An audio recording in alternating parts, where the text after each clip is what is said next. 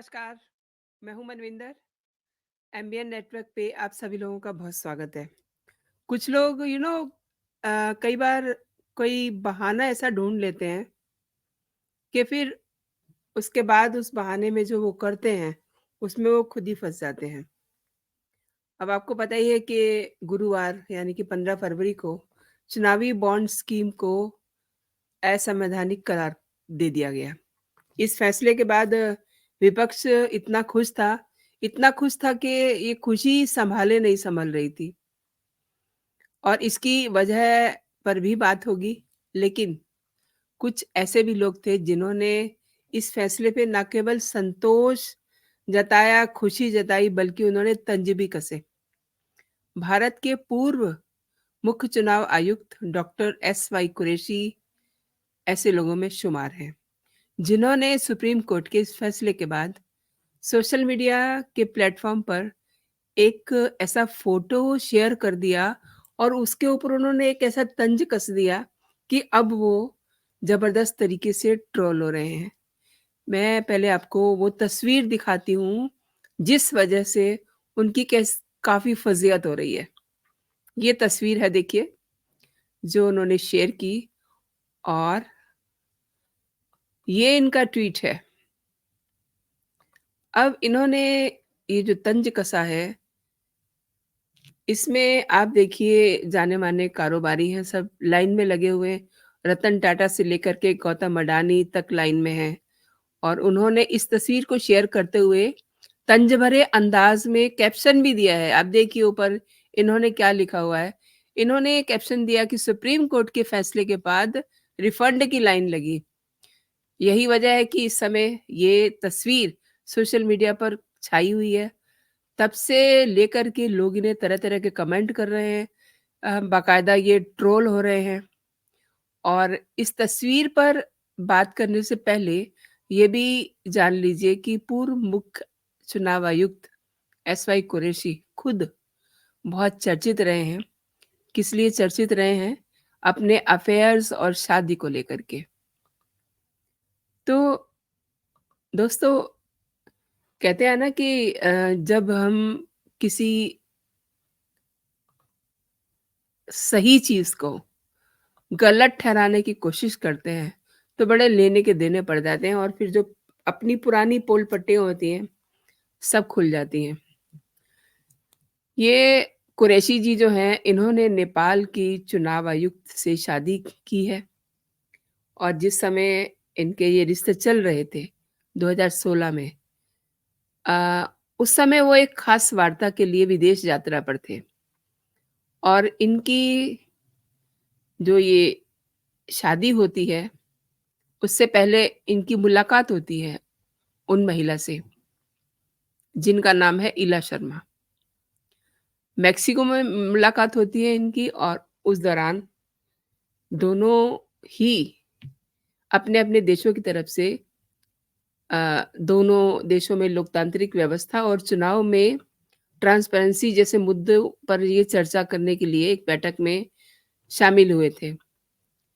और शहाबुद्दीन याकूब कुरैशी के मन में कुछ और चल रहा था।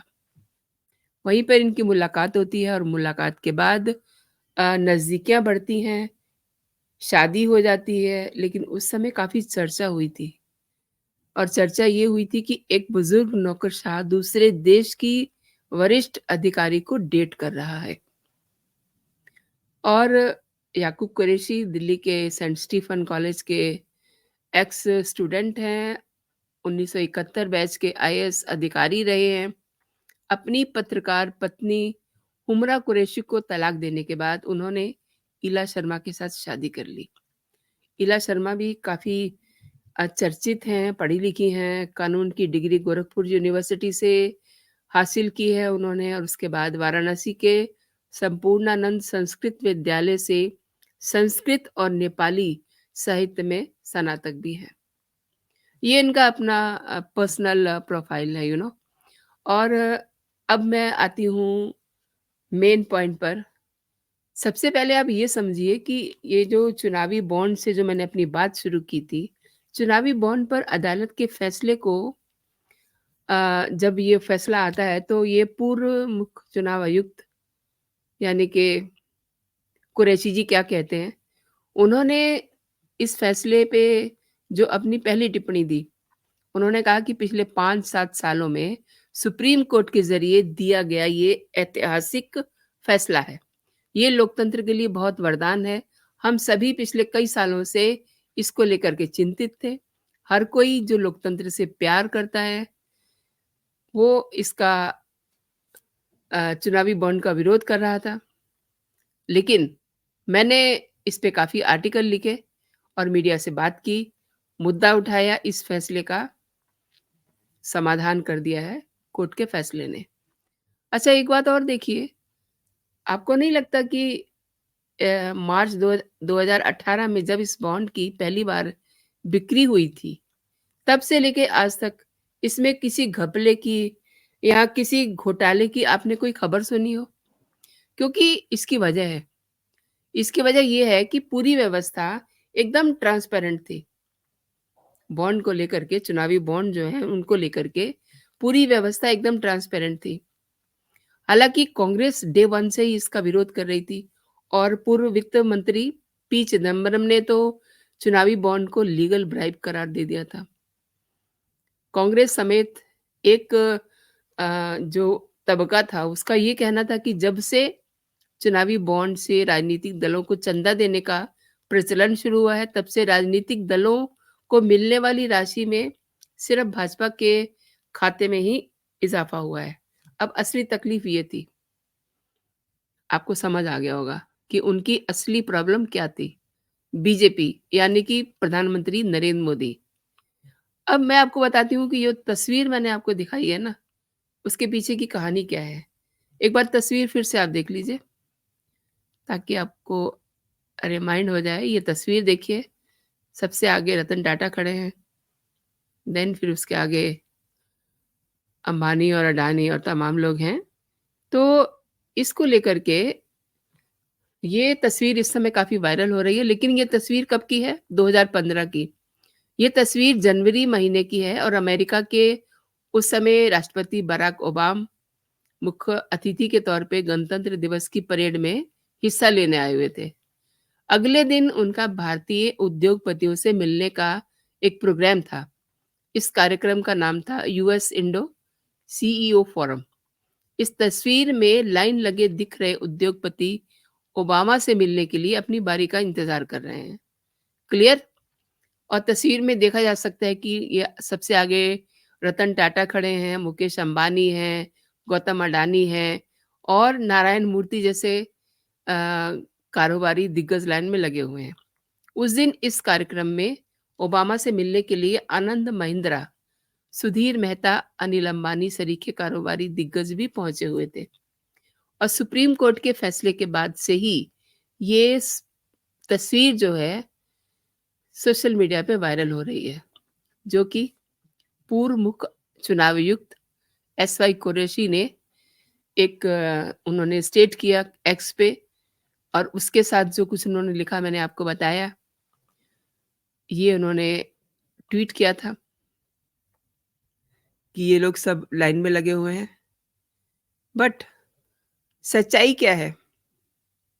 आप देखिए इस तस्वीर की सच्चाई क्या है और वो क्या बता रहे हैं। अब इसी वजह से वो ट्रोल भी हो रहे हैं। उन पर कांग्रेसी जो लॉबी है उसके करीब होने का आरोप लगता ही रहा है पहले से ही। अब चुनावी बॉन्ड्स पर सुप्रीम कोर्ट के फैसले के बाद सोशल नेटवर्किंग साइट्स एक्स पे जो उन्होंने ये फ़ोटो शेयर कर दी है, उसके बाद से वो लोगों के निशाने पे आ गए हैं। कई तरह की बातें लोग उनके बारे में कर रहे हैं, जो मैंने आपको उनका पर्सनल प्रोफ़ाइल बताया, उसको यहाँ ऐड करने की ज़रूरत नहीं थी लेकिन यू नो जो इंसान का एक पर्सनल अपना प्रोफ़ाइल होता है ना, वो भी उसके कामकाज पे दिखता ज़रूर है। आप इसे चाहे मानिए, चाहे ना मानिए, क्योंकि एक इंसान की फ़ितरत होती है ना, वो उसके प्रोफ़ेशन में भी रिफ्लेक्ट करती है, जैसा उसका पर्सनल प्रोफ़ाइल होता है। तो अब लोग उन पे टूट पड़े हैं। मैं आपको 1-2 ट्वीट दिखाती हूँ, जो उनके बारे में लोगों ने किए हैं। ये अभिषेक मिश्रा हैं। This is how Gandhi family and it's loyalist insulted, mistreated and betrayed the wealth creator. No wonder India was crawling under secular rate of growth under them.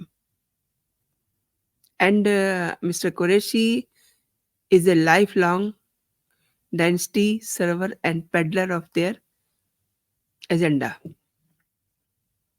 आगे देखते हैं। ये मुकेश पाठक है। ये कह रहे हैं कि देखिए, सोचिए ऐसी मानसिकता के लोग जब अपने पद पे रहे होंगे तो उन्होंने कितना देश विरोधी सोच के साथ काम किया होगा। मैं यही बात अभी आपसे कह रही थी कि जब ये अपने प्रोफ़ेशनल प्रोफ़ाइल में थे और इनका अपना पर्सनल प्रोफ़ाइल कैसा था, तो यही बात ये कह रहे हैं कि ऐसी मानसिकता के लोग जब अपने पद पे रहे होंगे तो उन्होंने कितना देश विरोधी सोच के साथ काम किया होगा। आगे देखते हैं, ये क्या कह रहे हैं। डॉक्टर वेदु कह रहे हैं, how did you become CEC? अब अपनी पोल पट्टी खुद ही खुलवा रहे हैं, तो उसमें क्या किया जा सकता है? अरुण सुब्रमण्यम कह रहे हैं, what a bad joke, Qureshi turns out to be shameless immature prick. Obviously अब इन्होंने जो अपना ट्वीट किया है, उससे इनका ये हाल तो होना ही था। मतलब इन्होंने तस्वीर कौन-सी चुनी और उसका टाइमिंग देखिए। मतलब ऐसे थोड़ा ना होता है कि आप कुछ भी तस्वीर पुरानी लगा देंगे और कह देंगे कि देखिए अब ये कोर्ट का ऑर्डर आया है तो अब ये लोग लाइन में लग गए हैं। अपने मन के अनुसार ये अपनी कहानी गढ़ रहे हैं। This is not the way ना। इस तरीके से तो सबको बात तो समझ में आती है ना। अब आजकल वो दौर नहीं है कि आपने कुछ कह दिया और किसी को पता नहीं चलेगा। आपने एक्स पर ये स्टेट किया और साथ में ये पुराना फ़ोटो टैग कर दिया। कौन इसको सही मानेगा? तो ट्रोलिंग तो मिस्टर कुरैशी आपकी होनी ही थी। और आप ये देखिए ना, विपक्ष के अलावा भी कई लोग हैं जो कोर्ट के इस फैसले से बड़े खुश हो रहे थे और इन्होंने तो अपनी खुशी इस तरीके से ज़ाहिर कर दी कि अब इनकी अपनी ही जो है बाट लग चुकी है सोशल मीडिया पे। मतलब इतने सारे लोग इनको ट्रोल कर रहे हैं इस समय और तस्वीर भी बता रहे हैं कि तस्वीर कब की है, तस्वीर की क्या कहानी है और इनकी अपनी क्या कहानी है। सब कुछ सब कुछ लोग इनके जो पुराने चिट्ठे हैं सब खोल के बैठ गए हैं। और अगर ये इस तरीके का तंज नहीं कसते, ये पुरानी फ़ोटो इन कारोबारियों की नहीं लगाते, साथ में टैग नहीं करते, तो ऐसी कोई बात नहीं होती। और मैंने आपको एक चीज़ और बताई ना कि जिस समय ये शुरुआत हुई थी चुनावी बॉन्ड की, तो कोई इसमें कोई घोटाला, कोई ऐसी बात आज तक आपने किसी ने सुनी? All of sudden supreme court का एक फैसला आता है, तब पता चलता है कि ये इसको बंद कर दिया गया है, ब्ला-ब्ला। और इससे पहले सब चीज़ें बड़ी स्मूथली चल रही थी, क्योंकि पूरी व्यवस्था को एकदम ट्रांसपेरेंट था। इसमें सब कुछ सबको पता चल रहा था, लेकिन डे 1 से कांग्रेस इसका विरोध कर रही थी।